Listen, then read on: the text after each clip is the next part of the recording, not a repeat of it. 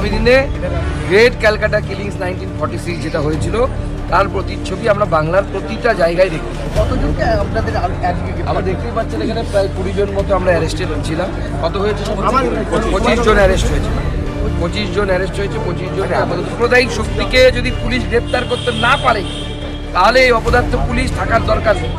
যখন পুলিশের সামনে হিন্দুদের বাড়িঘর ভাঙা হচ্ছে, আপনার আমার পুলিশ, মমতা বন্দ্যোপাধ্যায়ের পুলিশ একটা হাওয়াতে ফায়ার করতে পারছে না, শূন্যে একটা গুলি চালাতে পারছে না, মানুষকে চালাতে বলছে না, শূন্যে তো গুলি চালাবেন নাকি সেই বন্দুকের গুলিগুলো রেখে দিয়েছেন আগামী বছর মমতা বন্দ্যোপাধ্যায়ের বাড়ি যখন কালী পুজো হবে তখন চালাবেন। ভরতপুরের বিধায়ক মমতা বন্দ্যোপাধ্যায়ের প্ল্যানিংটা সামনে বলে দিয়েছে।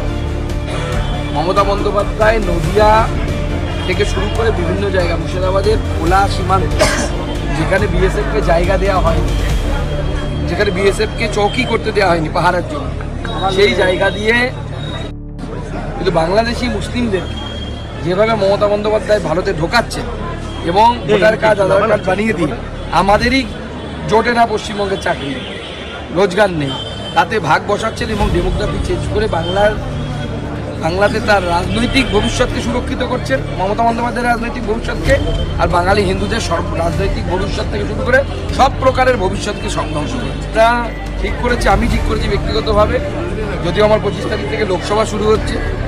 আমি যেদিন কারফিউ উঠবে বা 144 উঠবে, সেই 144 ওঠার পরে যত তাড়াতাড়ি সম্ভব আমি বেলডাঙ্গা যাব। যারা